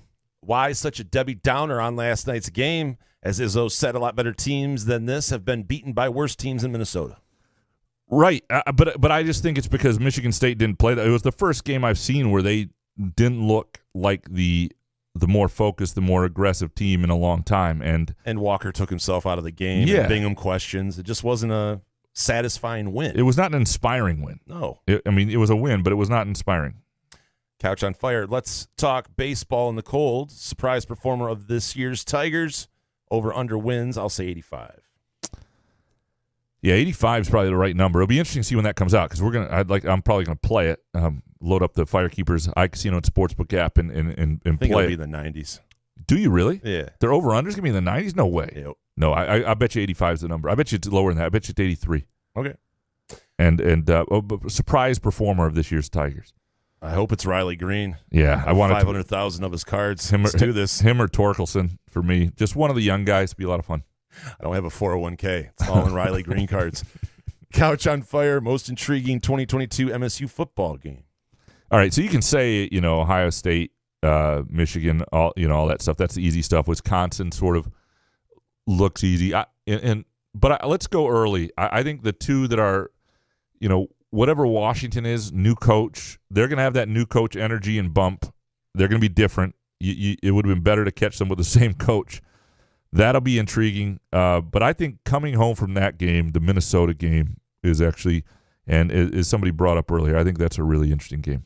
Dark Mantonio, 2-part question. 1, did MSU or Michigan have the more charmed magical football season? And you think one or either might take a step back next season? And 2, do you think last year was just a one-off, or are both going to be a 10-win type programs going forward? So MSU had the more charmed season because I think Michigan Michigan lost that game, and I think Michigan was a stronger team. It depends on who you team. ask. If you ask a Michigan fan, they're obviously going to say that Michigan had the more charmed season. No, I don't think Beat so. Ohio State made the playoff. But charmed means, yeah, I guess so if you just think it was great. But charmed and magical sometimes means, like, they beat the shit out of Ohio State. There's no magic and charmed luck to that. I guess it's how you view those words. And I think it's a really good question whether they both take a step back. I think Michigan State I thought would probably take a step back, but a lot of guys are returning. I'm curious to see where that goes. Michigan, I'm not sure exactly what they have coming back, but they certainly got momentum. It's hard to picture them doing that to Ohio State again, though. So But an 11-win season, you could say State could take a step back. If they won 9 games, that's a step back technically. It would be outstanding if both these programs were 10-win. Like if that sort of intensity in the rivalry was there, because you know what drives both these fan bases nuts is the other one of them being a 10-win type program. So for them not to be able to separate, I think if both could do it, I have no idea where if they're both going to be able to maintain it. Michigan has a lot of advantages. They should be that sort of program, and Michigan State's paying for it, so they better be that sort of program. Next one from Dark Mantonio. Graham, when can I get a chance to taste one of your awesome pizzas that are too good for ranch, and ranch is disgusting anyway. Yeah, the ones I make. I mean, we could set that up. I make. I do make really good pizzas. I was joking with my wife. Like if I opened a store, a lot of things are called like, meat or toast, or there are these one word places. I would just call it tea and pizza. That's what I would serve because I make great cup of tea and outstanding pizza. I thought it was tits and pizza. Like it would be a strip club with your pizza. No, it'd be just tea and pizza. I like my idea. Dark Mantonio, do you guys have a giant couch in the roof decal stickers for your vehicles when you do remote shows? We do not. We don't want people to know it's us. Fucking giant ones. Treese makes some of those. Dark Mantonio, is it a soccer match or a soccer game? It is both. It can be either one. On the pitch, Hans Jurgens, that 1 through 4 set with Christie at the top of the key sucked. Will we ever see it again? I hate it when coaches try to turn shooting guards into point guards. They were trying. I think it was not trusting Hogard a little bit, and they were trying to put the ball in their best player's hands. And Christie, obviously, it didn't necessarily work. So that doesn't mean stop doing it, though. Not the with ball him. in his hands. Because there will be a point where he's ready for that. And the other thing, that had a lot more to do with Tyson Walker not being in the game. Next one from Hans. Should I ask for a 7% raise this year since inflation is at 7%? I'm tired of being fucked. Absolutely. Why not? See how it goes. Let us know. Hans, if I ever own a professional team, I will build a stadium of ill repute where all sexual proclivities, whatever, can be explored. Proclivities can be explored, and also where all media and opposing fans will fear for their lives. Would Jason come? What am I coming on? What's happening? I don't even understand the question. Hans, if I tweet 1,000 questions to this tweet, would you block my account? You'd take a 0 off that, and yes. Fuck off. Jake. Appreciate you, Just Hans. kidding, Hans. Jake Hawkins. Thoughts on Mel Tucker's newest hire, Brandon Jordan, as defensive ends coach? Intriguing. I mean, it was an interesting hire, and he's got a lot more money to spend, too. It'll be interesting to see what he does with it, how much is going to these different guys. And look, he shouldn't if he's got a staff he likes, they should bank some of it, too, because there might come a point where you're in a little bit of a battle to keep a Jay Johnson or something like that. So, but yeah, no, it's certainly an intriguing hire. Next one from the Hawk. How can the Big Ten make sure that MSU and Penn State play on Thanksgiving weekend from now on? Well, it's really up to the Big Ten. They make the schedule. I mean, it should be the way it is. It's just awesome, and it makes it a little bit of a rivalry. The two like institutions, it just fits, and they played for a long time. Then they took it away because originally it was the Leaders and Legends divisions which took it away, but then they took it away even when they brought it back for a little while, and so I hope this stays as a thing. But it's really up to the Big Ten. Next one from Jake. Since you like shows set in Chicago, have you ever watched or gotten into Shameless? I have not. Have you? I did, but for about four seasons or so. Then it Worth doing? It's a long. I think there's like 8 or 10 seasons. It just gets wacky at like season 5. Okay. But yeah, I think it was a good show. We are intensely into Chicago PD. I mean, that thing is a lot of homemade pizza, tea, and Chicago PD for us. Is there a Wildlife. lot of drama in that show? A lot of drama, a lot of action, a lot of violence. Yeah, it's an intelligence unit of a Chicago They don't just police pull department. someone over and just write them a ticket? No, That's not a scene? That's not what's happening. It's Dick Wolf. I always doing it, thought ER should do that, though, where just one patient comes in and he's just a checkup and just, oh, you're good. I'll see you later. Look in your ear here. Not everything has to be devastating. Next That one. was actually the problem with ER eventually, though. It's like you do need to catch your breath. Certain episodes, not every episode needs to be a plane crashing into the hospital. Like at a certain point, you're like, this is too much. Right. Next one from the Hawk. Do you think MSU was rusty from not having to play Michigan last Saturday? I don't think rust had anything to do with it. I think there might have been a little lost a little bit of focus, but I don't think it had anything to do with rust. Next one from the Hawk. If you were the Chargers head coach, Brandon Staley, would you have just let last Sunday night's game end in a tie? Well, it wasn't really up to him, but I would not have used that timeout where he did, because I would have wanted to see, and there are reports that Oakland was going to let it run out. Like, I would have wanted to see where that game was going to go. The players told Austin Eckler on the Chargers that they were going to do that.